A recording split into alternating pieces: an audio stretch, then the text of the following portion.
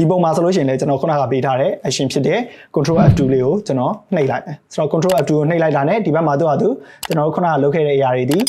record လုပ်ပြီးတော့ run သွားပြီပဲဖြစ်တယ်ပေါ့နော် Okay အားလုံးပဲမင်္ဂလာပါကျွန်တော်တို့ Leo ပါအခုတစ်ခေါက် video ကနေပြီးတော့ပြန်ပြီးတော့ကြိုဆိုလိုက်ပါတယ်ဆိုတော့ဒီတစ်ခေါက် video ကကျွန်တော်ကဘာလို့ရှင်းပြပေးသွားမှာလဲဆိုလို့ရှိရင်ကျွန်တော်တို့အရင်တစ်ခေါက်လုပ်ခဲ့တဲ့ video လေးမှာကျွန်တော် Skin-retouch ပေါ့နော် Skin-retouch ကို menu ရဲ့ကိုယ်စိတ်တိုင်းကြဘယ်လိုပြင်မလဲပေါ့ပုံတစ်ပုံရဲ့ skin ကိုကျွန်တော်တို့ဘယ်လိုပြင်မလဲဆိုတဲ့အကြောင်းလေးကိုကျွန်တော်သေချာရှင်းပြပေးတာပဲဖြစ်ပါတယ်မကြည့်ရသေးရင်လည်းကျွန်တော်တို့အရင် video လေးမှာတွားပြီးတော့ကြည့်လို့ရပါတယ်ဆိုတော့ okay ဒီတစ်ခေါက်ကကျွန်တော်ဘာလို့လုပ်ပြပေးသွားမှာလဲဆိုလို့ရှိရင်ကျွန်တော်တို့အဲ Skin-retouch ကိုကျွန်တော်တို့ကတစ်ခါပေးပြီးသွားရင်နောက်ထပ်ပုံတွေမှာဘယ်လိုဆက်ပြီးတော့သုံးသွားမလဲပေါ့ကျွန်တော်ပုံတိုင်းကိုကျွန်တော်ပြန်လုပ်နေရမျိုးမဟုတ်ဘဲနဲ့တစ်ခါလုပ်ပြီးသွားတာနဲ့အဲ့လုပ်ထားတဲ့ဟာကိုနောက်ထပ်ပုံတွေမှာလည်းအလွယ်တကူဘယ်လိုပြန်သုံးမလဲဆိုတဲ့အားလေးကိုကျွန်တော်ပြပြပေးသွားမှာဖြစ်တယ်ဆိုတော့ okay ကျွန်တော်တို့ကဒါကိုဘယ်လိုခေါ်လဲဆိုလို့ရှိရင် action လုပ်တယ်လို့လည်းခေါ်တယ်ဆိုတော့ action လုပ်တဲ့နေရာမှာ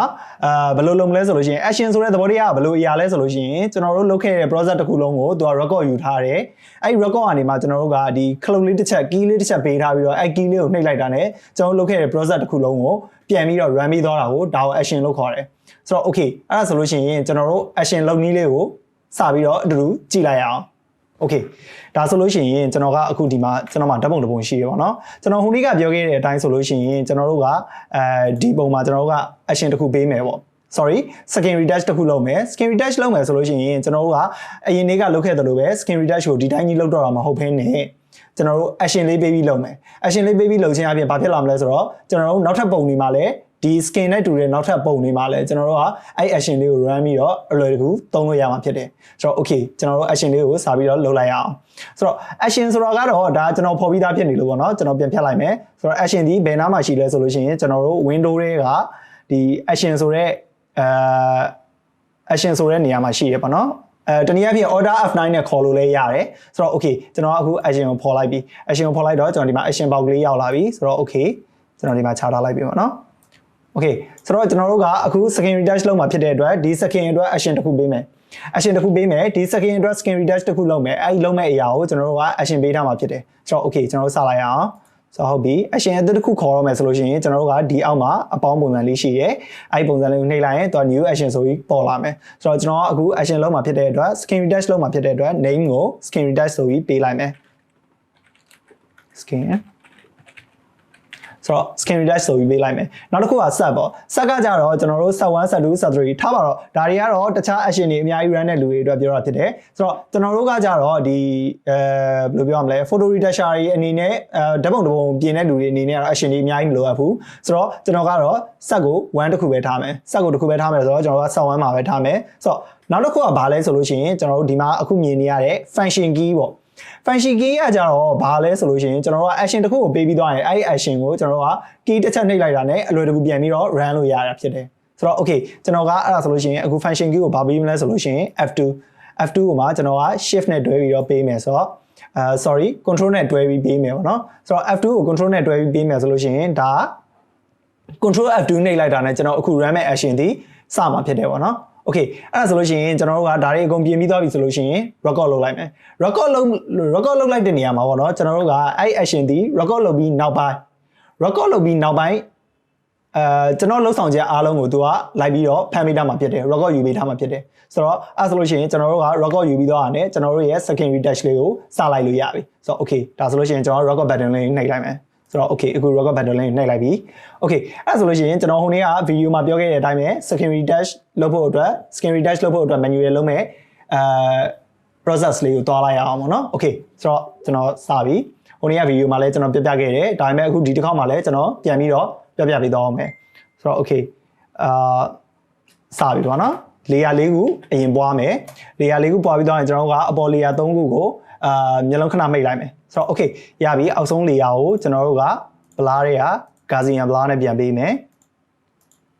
Gaussian blur ပေးတဲ့နေရာမှာလည်းကျွန်တော်ပြောခဲ့လို့ပဲကျွန်တော်တို့ဒီမှာဆိုလို့ရှိရင်အကွက်တွေမြင်နေရသေးတယ် skin ပေါ်မှာအမဲကွက်တွေနဲ့အဖြူကွက်တွေမြင်နေရသေးတယ်ဆိုတော့အဲ့အကွက်တွေပျောက်သွားအောင်ကျွန်တော်တို့ကပေးလိုက်မယ် okay ပေးပြီးသွားပြီ Gaussian blur ပြီးသွားရင် surface blur ကိုသွားမယ်ဆိုတော့ filter တွေက blur ထဲမှာ surface blur ရှိရယ်ဆိုတော့ okay surface blur နဲ့ကျွန်တော်တို့လိုချင်တဲ့ skin type မျိုးရအောင်ချိန်ယူလို့ရတယ်ဆိုတော့ okay ကျွန်တော်ကချိန်မယ်ပေါ့နော်ဟုတ်ပြီဆိုတော့အခုမြင်နေရတဲ့ skin ပုံစံဒီကျွန်တော်လိုချင်တဲ့ပုံစံမျိုးဖြစ်ပြီး ဆိုတော့ okay ကျွန်တော်ကဒါကို okay နေလိုက်ပြီပြီးရင်ကျွန်တော်ဟိုနေ့ဗီဒီယိုမှာပြောခဲ့တဲ့အတိုင်းပဲ highlight ပေးမယ်ပြီးရင် filter တွေက other တွေမှာ high pass ပေးမယ်ဆိုတော့အဲဆိုလို့ရှိရင်ဒီ skin ရဲ့တုံးနေသည်ကျွန်တော်လိုချင်တာထပ်ပို့ပြီးတော့ပေါ်နေရဖြစ်တဲ့အတွက်ကျွန်တော် short မယ် 0.9 ပေါ့နော် okay ဒါဆိုလို့ရှိရင်ရပြီ highlight ပြီးသွားရင်ကျွန်တော်နောက်ထပ် layer တစ်ခုကို soft light ပေးမယ် soft light ပြီးသွားရင်လည်းကျွန်တော် filter တွေက other တွေမှာ high pass ကိုပေးလိုက်မယ်ဆိုတော့ okay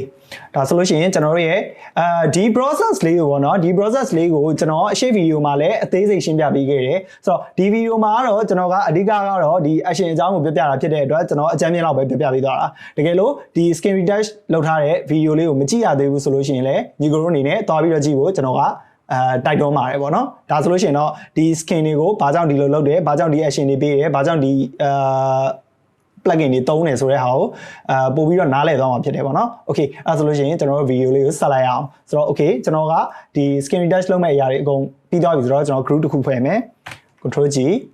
ဆိုတော့ပြီးရင်အဲဒီကျွန်တော်တို့ရဲ့ skin retouch လုပ်ထားတဲ့ layer ကို mask ဖောက်မယ် mask ဖောက်ပြီးတော့ကျွန်တော်တို့ inverse ပြန်လမ်းမယ်ဒါကတော့ကျွန်တော်အရင် video မှာလည်းပြောခဲ့တယ်ပေါ့နော် okay ဆိုတော့အဲ့တော့ကျွန်တော်တို့ကဒီဟာလေးကို inverse လမ်းတဲ့နေရာမှာ inverse လမ်းပြီးတော့ဘာလုပ်ရမှာလဲဆိုတော့ကျွန်တော်တို့က brush ပို့ရမှာဆိုတော့ကျွန်တော်တို့ဒီ brush ပုတ်တဲ့နေရာအထိ action ကိုယူစရာမလိုဘူးကျွန်တော်တို့ဒီ inverse line တဲ့နေရာမှာနေကျွန်တော်တို့ရဲ့ action ကိုရက်လိုက်လို့ရပြီဆိုတော့ဒါဒီကျွန်တော်တို့အတွက်ဘယ်လိုပြောရမလဲ plugin တစ်ခုဖြစ်သွားပြီကျွန်တော်တို့ကိုယ်တိုင်ဖန်တီးထားတဲ့ plugin တစ်ခုဖြစ်သွားပြီအဲ့လိုကြောင့်ကျွန်တော်တို့ကဒီ inverse line တဲ့နေရာမှာပဲကျွန်တော်ကဒီဟာလေးကို record လုပ်ထားတဲ့ action record လုပ်ထားတာလေးကိုကျွန်တော်ရက်လိုက်မယ်ဆိုတော့ action record လုပ်ထားတာလေးကိုရက်ချင်ရင်သူကဒီအောက်မှာ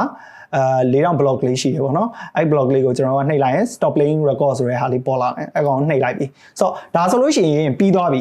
ဒီ action ကိုကျွန်တော် run ပြီးသွားပြီဒီ action ကိုကျွန်တော်ပေးပြီးသွားပြီ record ယူပြီးသွားပြီဆိုတော့နောက်ထပ်ပုံတွေမှာလည်းဒီကျွန်တော်ခုနကပေးခဲ့တဲ့ control F2 လေးကိုနှိပ်လိုက်တာ ਨੇ ဒါကတော့ control F2 မှမဟုတ်ဘူးညီကိုတို့အနေနဲ့ခုနကနေရာမှာ function key နေရာမှာကြိုက်တဲ့ key ကိုပေးလို့ရတယ် F2 F3 F4 F5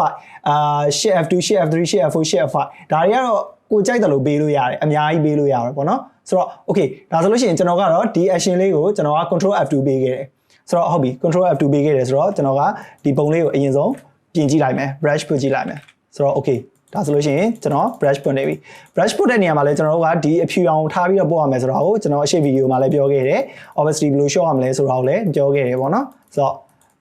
okay ရှေ့ဗီဒီယိုလေးမှာတော့ကျွန်တော်ပြည့်ပြည့်စုံစုံဖော်ပြထားတယ်အခုဒီတစ်ခါမှာတော့ကျွန်တော် action အကြောင်းကိုပဲအဓိကထားပြီးတော့ပြပြပေးသွားမှာဖြစ်တယ်ဆိုတော့ okay ဒါဆိုလို့ရှိရင်ကျွန်တော်ကဒီ skin လေးကိုကျွန်တော်ခုနကပေးခဲ့တဲ့action လုပ်ခဲ့တဲ့ skin retouch ရဲ့ action လေးနဲ့ကျွန်တော်ပြင်ထားတာဖြစ်တယ်ဆိုတော့ okay ဟုတ်ပါပြီဒါဆိုလို့ရှိရင်ကျွန်တော်ကဒီပုံကိုထားလိုက်တော့မယ်ဆိုတော့ကျွန်တော်စီမှာဒီ action တစ်ခုရှိနေပြီဒီဘက်မှာအခုပြနေတဲ့ action တစ်ခုရှိနေပြီဆိုတော့အဲ့ action အတိုင်းပဲနောက်ထပ်ပုံတစ်ပုံကိုကျွန်တော်တို့က run မယ်ပေါ့နော်ဆိုတော့ဒီပုံလေးပေါ့ okay ဒီပုံလေးကိုကျွန်တော်တို့ကခုနကပေးခဲ့တဲ့ control F2 နဲ့ control F2 ဒီကျွန်တော်တို့ရဲ့ skin retouch လုပ်တဲ့ action တစ်ခုဖြစ်တယ်ဒါတော့ကျွန်တော်တို့ကိုယ်တိုင်ပေးထားတဲ့ action ပေါ့နော်ဆိုတော့ okay အဲ့ action လေးကို run မယ်ဆိုတော့ control နဲ့ F2 နဲ့ကျွန်တော်အခုနှိပ်လိုက်ပြီဆိုလို့ရှိရင်ညီကိုတို့မြင်နေရတဲ့အတိုင်းပဲသူ့ရဲ့ process ကိုသူ့အတူ auto run သွားပြီးတော့ဒီဘက်မှာ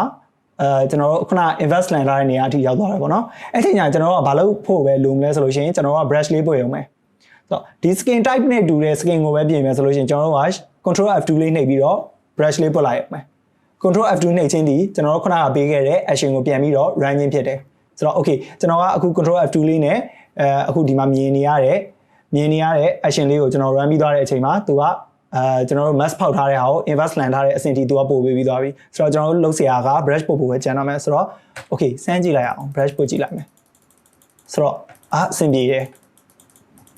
ကျွန်တော်တို့ရဲ့ဒီပုံတွေရဲ့ skin type တူနေသမျှကာလာပတ်လုံးကျွန်တော်တို့ကအဲ့ action နဲ့အသုံးပြုလို့ရပါတယ်ဆိုတော့ဘယ်လိုမျိုးလဲဆိုလို့ရှိရင်ကျွန်တော်တို့အခုမြင်နေရတဲ့ skin နဲ့ဒီအခုမြင်နေရတဲ့ skin ပုံကျွန်တော်တို့ရဲ့နောက်ထပ်ပုံမှာရှိတဲ့ skin ပုံစံဒီဒါအတူတူပဲဖြစ်တယ်ပေါ့ဒါကိုကျွန်တော်က skin type တူတယ်လို့ပြောတာပေါ့နော်ဆိုတော့အဲ့လို skin type တူတဲ့ပုံတွေဆိုလို့ရှိရင်ကျွန်တော်တို့ကဒီသူ့ရဲ့ကျွန်တော်တို့ပေးထားတဲ့ action လေးတစ်ခုကို run လိုက်တာ ਨੇ တော့အဲ့လိုဟိုကျွန်တော်တို့ brush ပို့ရုံပဲပေါ့နော်ကျန်တဲ့အရှိအဆင့်တွေကိုကျွန်တော်တို့လုပ်စရာမလိုတော့ဘူးပေါ့ဒါကတော့အရင်လွယ်ကူပါတယ်ဆိုတော့လွယ်ကူပြီးတော့အလုပ်လုပ်ရတာပို့ပြီးတော့မြန်ဆန်စေမယ့်နည်းလမ်းပဲဖြစ်ပါတယ်ဆိုတော့ဒီပုံမှာဆိုလို့ရှိရင်လည်းကျွန်တော်ခုနကပေးထားတဲ့ action ဖြစ်တဲ့ control F2 လေးကိုကျွန်တော်နှိပ်လိုက်မယ်ဆိုတော့ control F2 ကိုနှိပ်လိုက်တာ ਨੇ ဒီဘက်မှာသူကျွန်တော်တို့ခုနကလုပ်ခဲ့တဲ့အရာတွေဒီ record လုပ်ပြီးတော့ run သွားပြီပဲဖြစ်တယ်ပေါ့နော် okay ဆိုတော့ဒါဆိုလို့ရှိရင်ကျွန်တော်အဲ့အားလေးကို brush ပို့မယ်ဆိုတော့အဆင်ပြေပါတယ် ဆိုတော့ဒါ brush လေးပုတ်လိုက်ပြီဆိုတော့ okay ဒါဆိုလို့ရှိရင်ကျွန်တော်ပြောပြတဲ့ action ဆိုတဲ့သဘောတရားကိုညီကိုတို့အနေနဲ့နားလည်မယ်လို့ထင်ပါတယ်ဆိုတော့နောက်ထပ်တစ်ပုံမှာလည်းကျွန်တော်က run မယ်ဆိုလို့ရှိရင်ဒီတစ်ခေါက်တော့ကျွန်တော် control F2 နှိပ်လိုက်မယ်သူဒီ action ကို run သွားပြီဖြစ်တဲ့အတွက်ကျွန်တော်တို့ဒီကောင်ကို brush ပို့ရုံပဲလုပ်မယ်ဆိုတော့ရပါပြီဆိုတော့ပြောချင်တာက action ဆိုတာဒီကျွန်တော်တို့ဒီ dash မှမဟုတ်ဘူးကြံတဲ့ color chainer တွေကိုလည်း action ပေးလို့ရတယ်ညီကိုတို့ရဲ့လုံးမဲ့ process တွေမှန်သမျှကို action ပေးလို့ရတယ်ပေါ့ဒါပေမဲ့ action ပေးတဲ့နေရာမှာမှန်မှန်ကန်ကန်နဲ့ဒီ action ရဲ့သဘောတရားကိုကောင်းကောင်းနားလည်ဖို့တော့လိုတယ် action ရဲ့လုံးနိုင်စွမ်းဒီဘယ်လောက်အတိုင်းအတာရှိလဲဆိုတာကိုနားလည်ဖို့တော့လိုတယ်ဆိုတော့ဒါကတော့ကျွန်တော်ဟိုနေ့ကပြပေးခဲ့တဲ့ဒီ skin retouch လုပ်တဲ့skin retouch လုပ်တဲ့အရာကိုပေါ့နော် skin retouch လုပ်တဲ့ process ကိုကျွန်တော်က action လေး run ပြီးတော့ကျွန်တော်တို့ key လေးတစ်ချက်နှိပ်လိုက်တာနဲ့အဲ့ skin retouch ကို brush ပွေုံနဲ့အဆင်ပြေတယ်ဆိုတဲ့အတိုင်းအတာကိုကျွန်တော်ပြောပေးခဲ့တာဖြစ်တယ်ဆိုတော့ညီကိုတို့အနေနဲ့နားမလည်တာရှိလို့ရှိရင်လည်းကျွန်တော်ကို comment မှာဝင်ရောက်ပြီးတော့မေးမြန်းနိုင်ပါတယ်ကျွန်တော်အချိန်မီပြန်ပြီးတော့ဖြေပေးပါမယ်ဆိုတော့ okay ဒါဆိုလို့ရှိရင်ကျွန်တော်တို့နောက်ထပ် video တွေမှာတွေ့လိုက်ရအောင်ဒါတော့ဟိုဒီကျွန်တော်ရဲ့ဒီ channel လေးမှာတော့ကျွန်တော်ကဒီအခု Photoshop နဲ့ပတ်သက်တဲ့အရာတွေဒီ graphic design တွေပါရင်းနဲ့ပတ်သက်တဲ့အရာတွေကိုကျွန်တော်ကစဉ်ဆက်မပြတ်တင်ပေးသွားမှာဖြစ်လို့ညီကိုတို့အနေနဲ့ like and subscribe လေးလုပ်ခဲ့လို့လည်းရပါတယ်ဒီနာက notification ခေါင်းလောင်းလေးကိုလည်းနှိပ်ခဲ့ဖို့ကျွန်တော်ကတောင်းဆိုပါတယ် okay ဒါဆိုလို့ရှိရင်တော့နောက် video တွေမှာဆက်တွေ့လိုက်ရအောင်